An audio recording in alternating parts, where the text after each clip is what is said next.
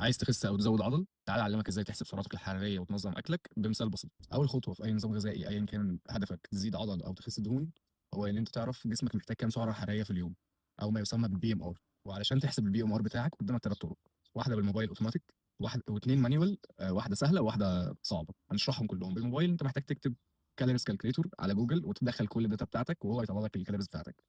الطريقه الثانيه السهله ان انت ممكن تضرب وزنك في 22 وده هيطلع لك السعرات الحراريه بتاعتك بشكل تقريبي. طب الطريقه الثالثه انت محتاج تعرف فيها وزنك وطولك وسنك وتعمل معادله بسيطه هكتبها لك هنا. تمام. هتطلع لك البي ام ار بتاعك. هنحط مثال بسيط علشان نقدر نفهم. نفترض ان واحد وزنه 100 كيلو وسنه 20 سنه وطوله 180 سم. طبقت ده في المعادله طلع لي كالوريز 2030 سعره حراريه بي ام ار.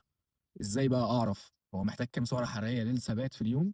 على حسب هو بيتمرن كام يوم في الاسبوع او نشاطه عامل ازاي. فلنفترض ان هو متوسط وبيتمرن من 3 ل 5 ايام في الاسبوع، فنضرب البي ام ار ده في 1.55. وهسيب لك الجدول برضو بتاع النشاط عشان تعرف تحسب السعرات الحراريه بتاعتك لهدفك انت. بعد ما ضربنا للشخص ده البي ام ار في 1.55 اللي هو 2030 في 1.55، طلع لنا السعرات الحراريه بتاعته 3146. فلنفترض ان هو عايز يخس فهننزل من الكالوريز بتاعته من 200 ل 500 سعره حراريه، ولو عايز يزيد نزود له 500 سعره حراريه. فهنا هو حالته ان هو 100 كيلو عايز يخس فهننزل من 200 ل 500 سعره حراريه فيبقى معانا 2700 سعره. عايزين نعرف بقى نقسمهم ازاي. ماكروز احتياجنا من البروتين هو 1.8 من 10 ل 2.2 من 10 لكل كيلو جرام من جسمك. فال 100 كيلو دول ناخد المتوسط بتاعهم 2 جرام في 2 في 100 ب 200 سعر ب 200 جرام بروتين. نضربهم في 4 عشان نعرف كام سعره حراريه، يبقى 800 سعره حراريه. وعلشان تحسب الدهون الصحيه هو 1 جرام بس لكل كيلو من جسمك.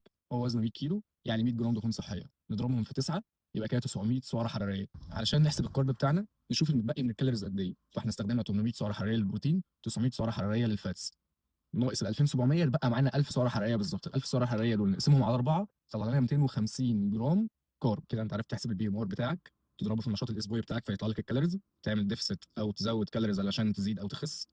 وكمان ترجمت ده لبروتين وكارب وفاتس. لو عايز تعرف ازاي تترجم ده لوجبات في على مدار يومك قول لي في الكومنتات اعمل لك فيديو تاني.